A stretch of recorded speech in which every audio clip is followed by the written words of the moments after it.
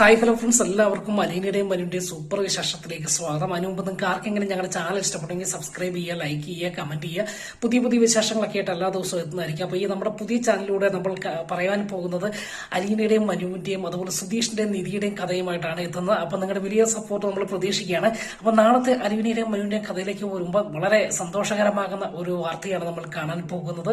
മറ്റൊന്നുമല്ല, ചിന്നുമോളെ കാണുവാൻ എത്തുന്ന അലീനയുടെയും രേവതിയുടെയും മനുവിന്റെയും ഗ്രേസമാമയുടെയൊക്കെ ആഹ്ലാദ നിമിഷങ്ങളാണ് ഇനി മുതലുള്ള എപ്പിസോഡിൽ നമ്മൾ 2 ദിവസത്തെ എപ്പിസോഡിൽ കാണുന്നത്.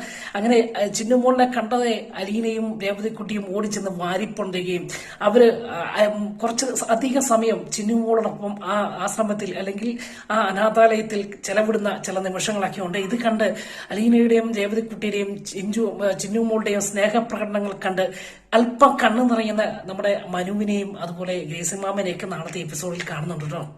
അങ്ങനെ ചിന്നുമോളും ഒത്ത് ഒരുപാട് സമയം പങ്കിട്ടതിന് ശേഷം അവരവിടെ നിന്ന് പടിയിറങ്ങിയാണ്. അങ്ങനെ നേരെ പോകുന്നത് രേവതിക്കുട്ടിയുടെ അച്ഛനെ കാണുവാൻ വേണ്ടിയാട്ടോ.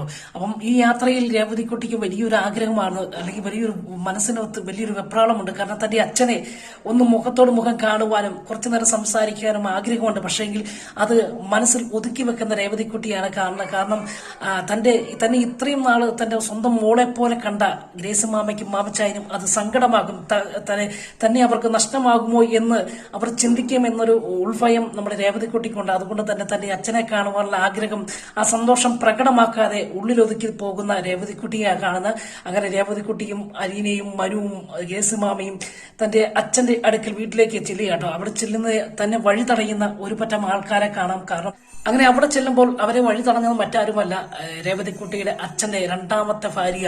അവർ വഴി തടയുകയാണ്. കാരണം ജയനോട് വലിയ താല്പര്യമൊന്നും ഉണ്ടായിട്ടല്ല, തന്റെ ആങ്ങളമാരോടൊപ്പം നിന്ന് ആ സ്വത്തും സമ്പാദ്യവും തട്ടിയെടുക്കാൻ മാത്രം ശ്രമിക്കുന്ന ആ സ്ത്രീ ഈ പതിവ് അല്ലെങ്കിൽ 2ാമത്തെ പ്രാവശ്യം സന്ദർശനം നടത്തുന്ന രേവതിക്കുട്ടിയെയും ഗ്രേസിമാമയും വഴി തടഞ്ഞിട്ട് ചോദിക്കുകയാണ്, നിങ്ങൾ ആരാണ്?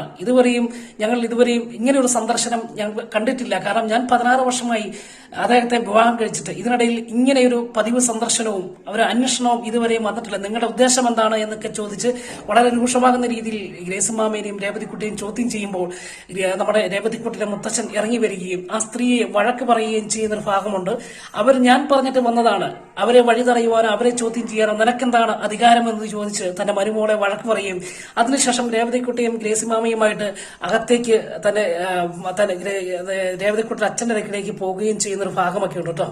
പിന്നീട് കാണുന്ന സങ്കടകരമാകുന്ന ഒരു കാര്യം തന്നെയാണ് ചലനമറ്റ് കിടക്കുന്ന, എഴുന്നേൽക്കുവാൻ കഴിയാതെ കിടക്കുന്ന രേവതിക്കുട്ടിയുടെ അച്ഛൻ രേവതിക്കുട്ടിയുമായിട്ട് കൂടുതൽ നേരം സംസാരിക്കുകയും തന്റെ അമ്മയെക്കുറിച്ച് പറയുകയും തന്റെ അമ്മയോട് ചെയ്ത തെറ്റാണ് ഞാനിപ്പോൾ അനുഭവിക്കുന്നത് എന്ന് പറയുകയും ചെയ്ത് കരയുന്ന ഒരു ഭാഗമൊക്കെ ഉണ്ട്. ഈ സമയത്ത് രേവതിക്കുട്ടി വലിയ സങ്കടമൊന്നും പുറത്തു കാണിക്കാതെ ഞാൻ അച്ഛന് വേണ്ടി പ്രാർത്ഥിക്കാം, എത്രയും വേഗം സുഖപ്പെടാൻ വേണ്ടി പ്രാർത്ഥിക്കാമെന്ന് പറയുകയും അങ്ങനെ ഒരു വലിയൊരു പശ്ചാത്താപത്തിന് അവസരം ഉണ്ടാക്കി കൊടുക്കുന്ന രേവതിക്കുട്ടിയുമൊക്കെയാണ് നാളത്തെ എപ്പിസോഡിൽ കാണുന്നത്. അതിനോടൊപ്പം രസകരമാകുന്ന രീതി, സന്തോഷകരമായ രീതി കാണാൻ കഴിയുന്ന ഒരു കാഴ്ച എന്ന് പറയാൻ, ഇതിനിടയിൽ യാത്രയിലൊക്കെ അലീനയും മനുവും തമ്മിലുള്ള ബന്ധം, അവർ തമ്മിൽ ഹൃദയങ്ങൾ കൈമാറുന്ന ഒരു രസകരമാകുന്ന മുഹൂർത്തമുണ്ട്.